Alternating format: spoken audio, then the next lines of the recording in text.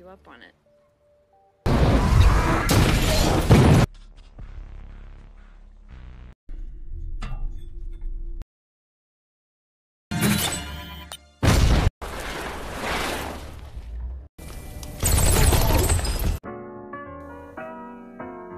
Assalamualaikum Donatorius, bagaimana kabarnya? Masih sering nyindir sasaran lewat story?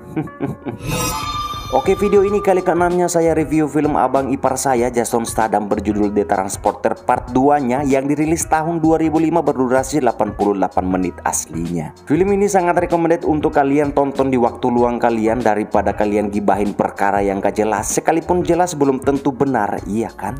Refleksi cepat film ini membuat pendebaran jantung Anda lebih kencang daripada sebelumnya karena aksi-aksinya yang menurut saya semakin menegangkan serta mengagumkan. So, sebelum kita ke ceritanya, saya lagi-lagi mengingatkan antum semua, ini hanyalah konten spoiler. Jika Nou dan Uti belum pernah menonton versi movie-nya, silahkan tonton versi movie-nya terlebih dahulu atau setelahnya. Okneus, jadi perbaiki posisi, pastikan paket mencukupi. Jika habis konek wifi, sedia kopi atau air putih agar tak dehidrasi. Selamat menikmati dan putar untinya.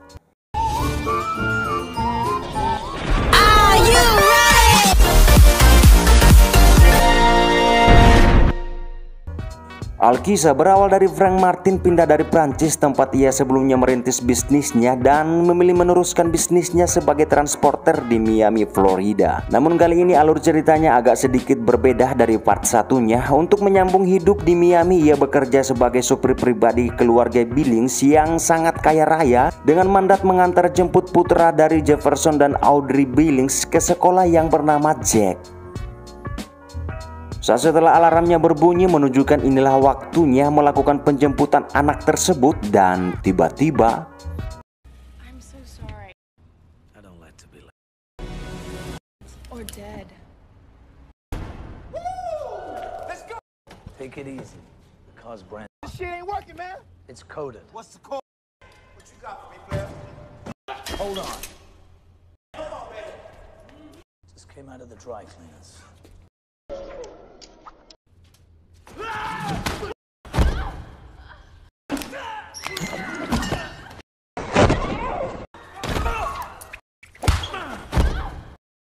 You have homework to do. I'm sorry. tak menunggu waktu lama, para pencuri itu segera dikirim ke rumah sakit terdekat yang berada di sana. Dan inilah si Jack. Berbeda dengan anak kecil zaman sekarang yang sudah banyak terisolasi play game buat ngepush rank atau hal lain yang unfaedah akibat lingkungan atau mencontohi orang tuanya sendiri. Dengan semua kelebihan materi yang dimiliki, justru di sana Jack terlihat lebih alami serta apa adanya. Ditambah lagi sikap senang dan menerima yang ditunjukkan Jack dengan mematuhi aturannya, ia pun merasa sedikit kehangatan dalam keluarga tajir itu. Sembari dalam perjalanan pulang, mereka berdua main tebak kata untuk saling menghibur guna selingan melawan ngantuk karena tadi pagi lupa ngopi. Sesampainya mereka di tujuan, terlihat orang tua Jack saling cekcok di sana. Penyebabnya tentu bukan karena pelakor, tetapi saking padatnya jam terbang sebagai direktur pengendalian narkoba di negaranya itu menyebabkan sang ayah tak pulang-pulang ke rumah selama setahun ala Bang Toib, yang membuat keluarga ini tak begitu harmonis. Namun hal yang positif dari seorang Jefferson yang layak ditiru oleh para elit politik lainnya adalah beliau mengedepankan kejujuran, tak terima suap, pungli, penyelewengan, kecurangan ataupun penggelapan termasuk perselingkuhan saat dalam bertugas dan hal lain yang berkaitan.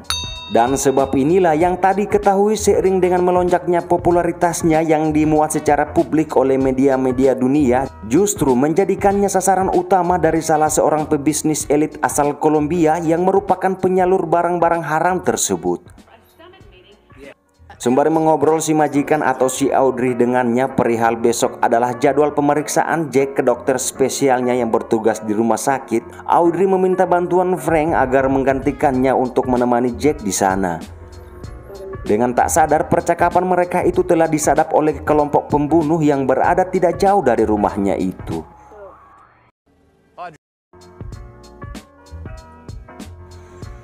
Seusai percakapan itu, tak menunggu waktu lama si anak buah segera memberikan informasi yang didapat ke bosnya, dan inilah ketua pembunuh yang disewa oleh pebisnis kotor itu.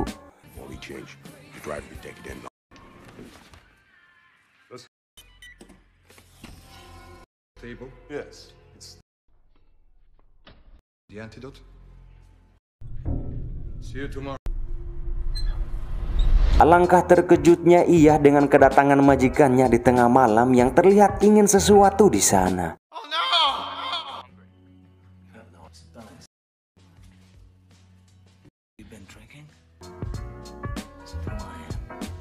Namun karena dengan prinsip menjunjung tinggi derajat para wanita, terlebih karena rasa hormatnya, ia pun menolak tawaran gratis cinta satu malam itu. Hingga keesokan harinya tibalah di mana Frank Martin menemani Jack untuk memeriksakan kesehatannya. Namun di sana telah ada lebih dulu para musuh yang ingin mengambil alih tempat itu sebelum mereka tiba, dengan rencana menggunakan si Jack sebagai inang dari virus yang mematikan, di mana virus ini dengan cepat membuat siapa saja di dekatnya akan ikut terinfeksi, dan dalam sekejap orang-orang tersebut akan mengalami sesak nafas, batuk, demam, dan parahnya jika tak mendapatkan penawarnya dalam 24 jam maka selesai sudah urusan dunianya dan tinggal menunggu penghakiman dari Yang Maha Kuasa. Gejalanya kok sama ya dengan yang sekarang? It's psychological. Frank hurt Me? Saat setelah sampai dengan terlihatnya penampilan tak wajar dari seorang resepsionis di sana, tentu ia mampu mendeteksi kejanggalan itu. Diperjelas oleh alibi yang tak sama diberikan mereka yang membuatnya harus mencari tahu kebenaran mengenai keadaan dokter yang sebenarnya.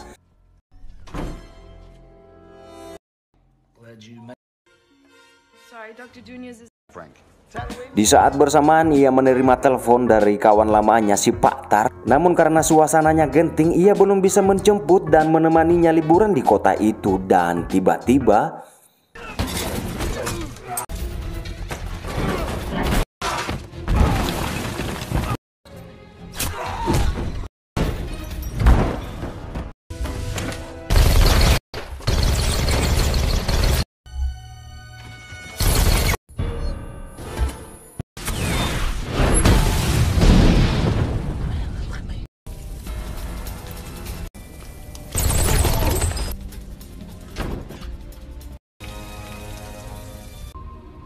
Shit. The patient's not cooperating. Prep the...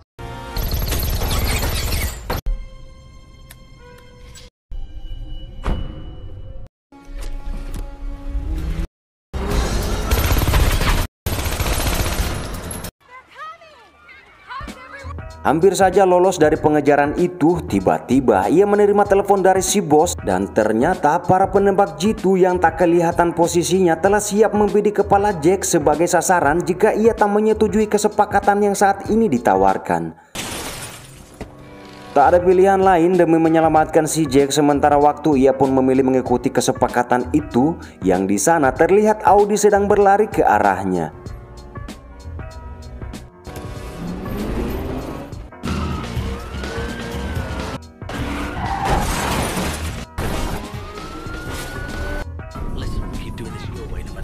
Where's the fun of that?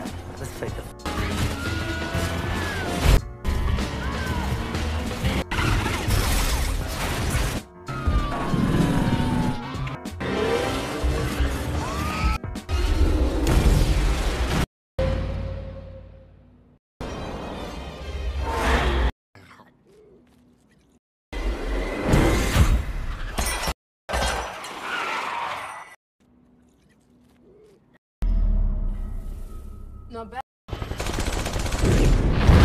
Seketika pun rumah itu dipenuhi oleh para petugas dan kepanikan tak dapat dibendung di sana, hingga terbesit kecurigaan Jefferson terhadap Frank, yang mana ia menuduh bahwa Frank lah yang telah merencanakan penculikan itu dan meminta uang tebusannya. He's been working here for a month. He could have been... This is not a war zone. Different. You are such an expert on knowing people. Spontan hal tersebut dibantah oleh Audrey karena ia lebih mengetahui Frank seperti apa orangnya. Di sisi lain, ia sudah sampai di titik pertemuan untuk menyerahkan Jack pada bos geng itu. Inilah scene yang sangat menegangkan dan lihatlah aksinya. Oh no! won't even feel the bite.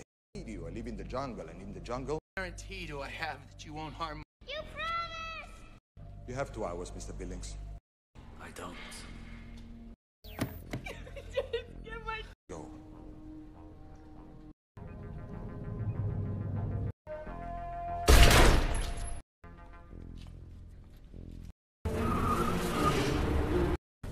Andiamo! Now.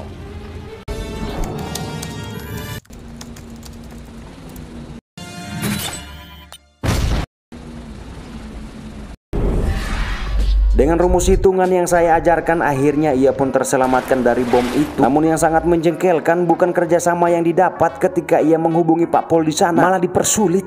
Siapa sih, orang lain kan ngikut aja gitu. Apa susahnya sebelum semuanya terlambat? Iya kan? Son of a bitch. Look, I had nothing to do. Scratch on his head. One hair out of place. Get a plane up over the intercoastal.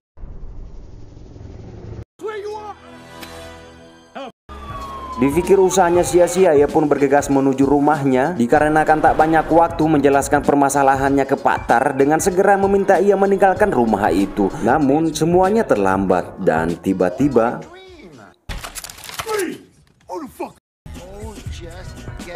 di sisi lain, kedua kalinya ia menelpon Audrey dan menjelaskan apa yang sebenarnya terjadi.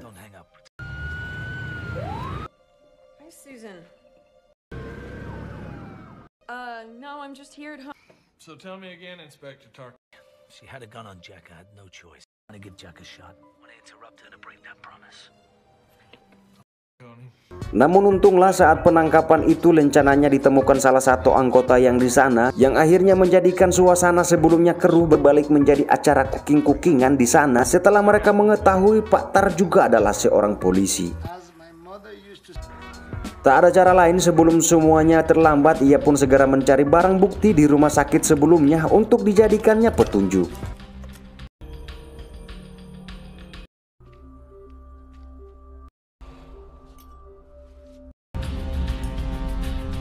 Drop it.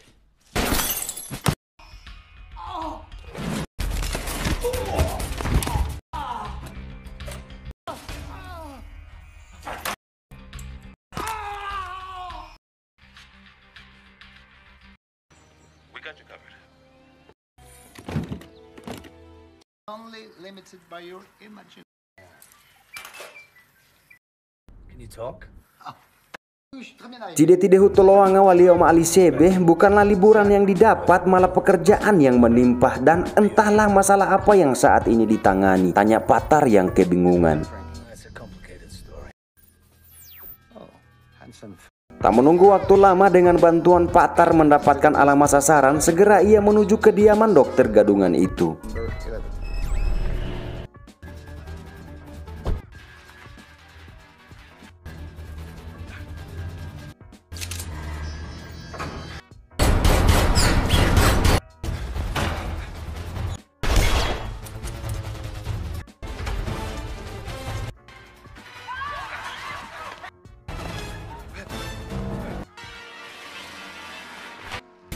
What are you doing, driver? What are you doing? Trying to catch it.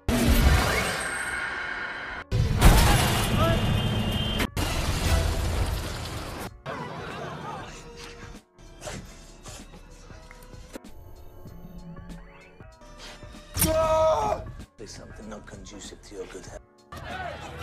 Di sisi lain, karena rasa khawatir, terjadilah pertengkaran di sana antara si ibu dan ayah. Dan tak lama setelah itu, salah satu anggotanya telah menemukan lokasi Jack berada. We found the boy.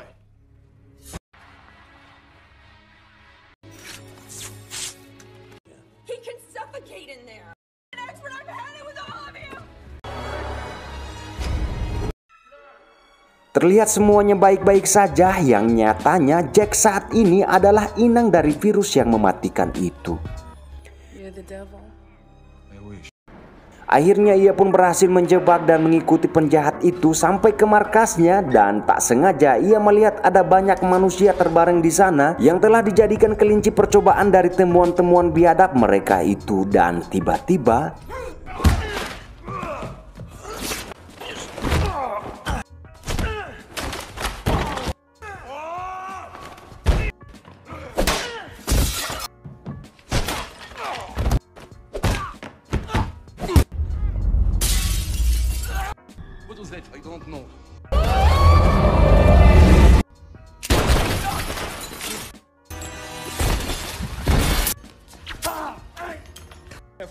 child will die.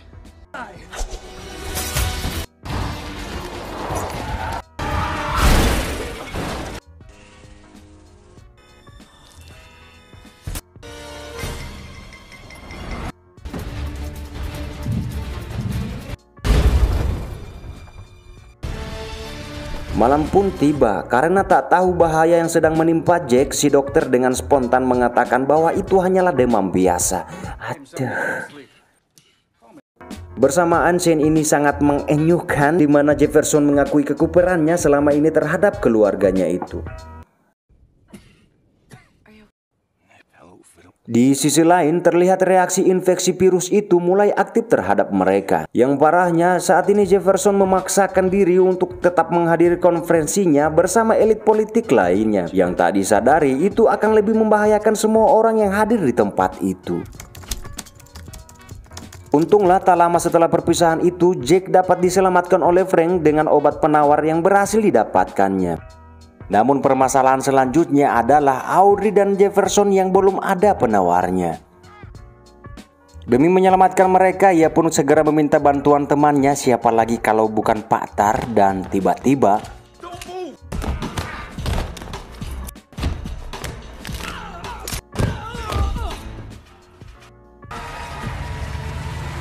The governor, delegates from all over the world. Audrey, I can't hear you. I'm inside. I'm gonna have to call you back. karena jaringan lelet, sia-sia sudah Audrey yang berusaha mencegat suaminya itu melalui telepon selulernya. Akhirnya yang tak diinginkan pun terjadi. That's right.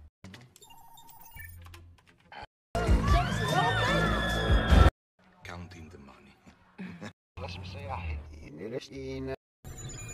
Di sisi lain, Frank telah mendapatkan alamat si ketua geng dan segera menuju markasnya itu. Thailand, but he can drive number 2. Can't wait for tomorrow.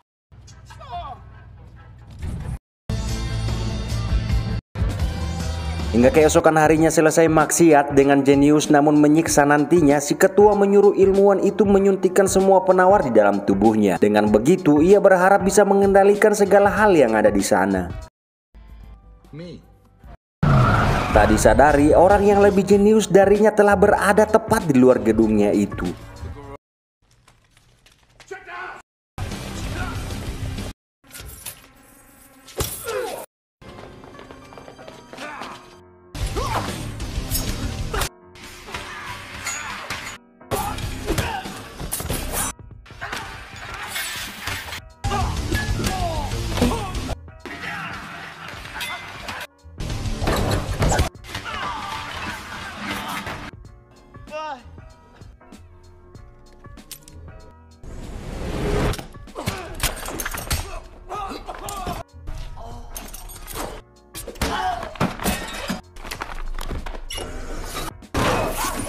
Untunglah ia masih mengingat jurus yang saya ajarkan waktu itu. Akhirnya ia dengan mudah mengalahkan musuh-musuhnya dan tersisalah si ketua dan pacar gilanya.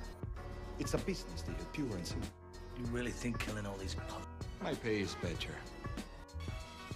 Kidding.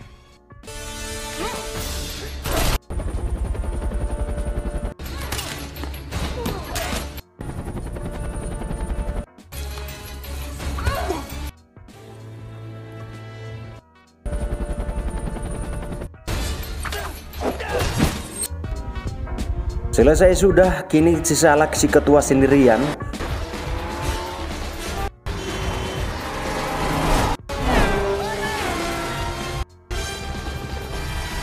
The bitch can drive.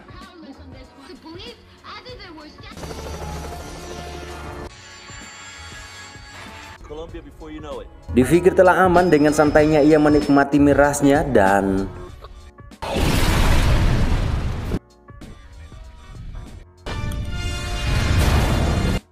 Sorry for the inconvenience, Mr. Cellini. Let's see if you can lift him. Have a seat.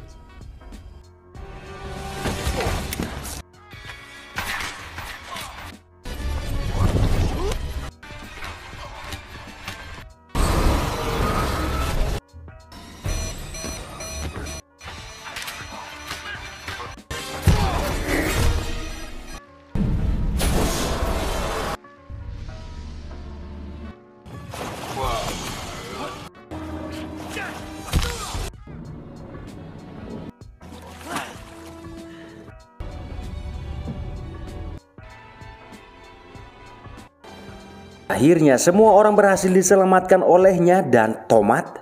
Ending yang sangat memantapkan. Banyak pesan moralnya yang bisa kita petik di film ini. Menurut saya salah satunya tentu segalanya butuh uang. Tapi jangan sampai karena uang moralnya hilang dan lenyap. Jika sudah begitu maka rakus tamak jadinya. Intinya apa adanya dan santuy. Saya bersama tim redaksi SIQ undur diri. Mohon maaf jika ada salah kata. Terima kasih telah support channel ini. Selamat beraktivitas kembali.